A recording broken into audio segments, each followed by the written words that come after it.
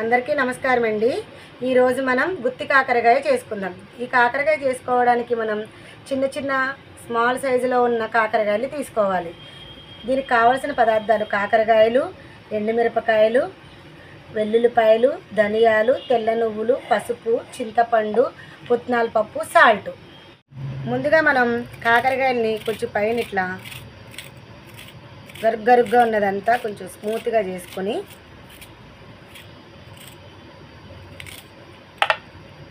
మధ్యలోని చాకుతోటి ఇట్లా ఘాటు పెట్టుకొని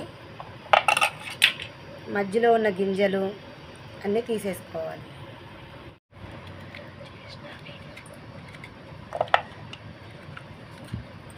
ఇలాగే మనం కాకరకాయలన్నీ ఇలాగే శుభ్రం చేసుకోవాలి.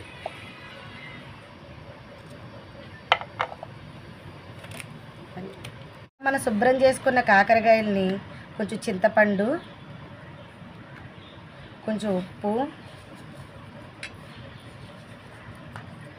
కొంచెం వాటర్ వేసుకొని ఉడికించుకుంటే కాకరకాయలు ఉన్న చేదంతా పోతుంది.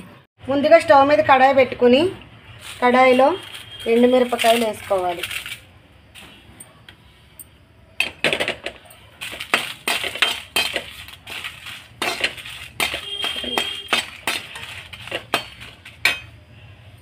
కొంచెం ఎండుమిరపకాయలు వేగిన తర్వాత నువ్వులు, ధనియాలు వేసుకోవాలి.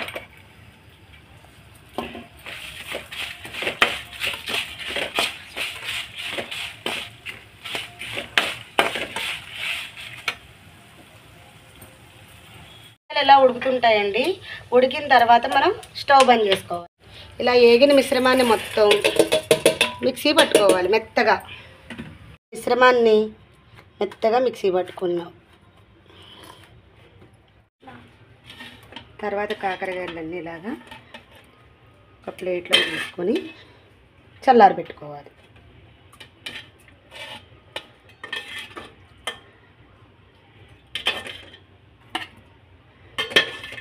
తీసుకొని కాగిన తర్వాత బాగా వేడెక్కిన తర్వాత మనం చల్లారి పెట్టుకున్న కాకరకాయల్ని ఇందులో ఫ్రై చేసుకోవాలి. ఒకసారి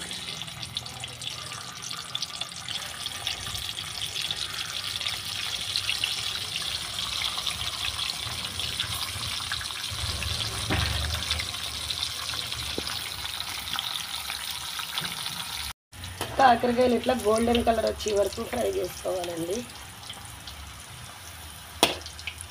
గోల్డెన్ కలర్లోకి వచ్చిన కాకరకాయలని ఒక ప్లేట్లోకి తీసుకోవాలి.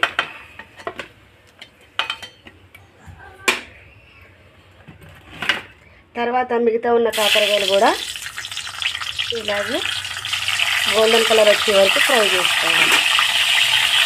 పట్టుకున్న తర్వాత చల్లారాక మనం పట్టుకున్న పుట్నాల పొడి ఉంది కదా, దీన్ని కాకరకాయ మధ్యలో ఇలా స్టఫ్ చేసుకోవాలి.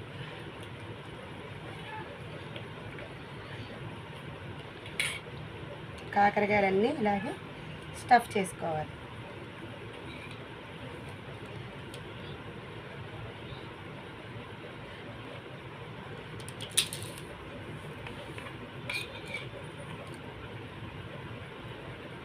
కాకరకాయలన్నీ స్టఫ్ చేసుకున్న తర్వాత టూత్ పిక్స్ ఉంటాయి కదా, టూత్ పిక్స్తో వీటిని క్లోజ్ చేసుకోవాలి. ఇలా క్లోజ్ చేసుకోవడం వల్ల లోపల మనం పెట్టుకున్న పుట్నాల పొడి బయటికి రాకుండా కాకరకాయకి మొత్తం పట్టి టేస్టీగా ఉంటుంది.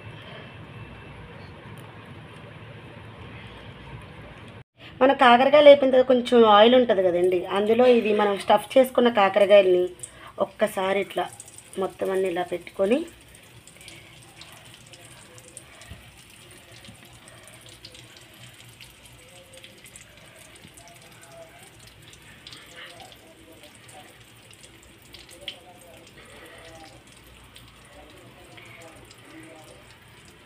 మనం పొడి పెట్టుకున్నాం కదా,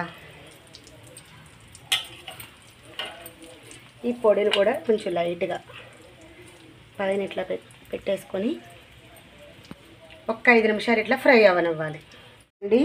మన గుత్తి కాకరకాయ చాలా టేస్టీగా ఉంటుంది. వేడివేడి అన్నంలో కొంచెం నెయ్యి వేసుకుని తింటే సూపర్ ఉంటుందండి. ఈ రెసిపీ కనుక మీకు నచ్చినట్టయితే లైక్ చేయండి, షేర్ చేయండి, సబ్స్క్రైబ్ చేసుకోండి. Please subscribe.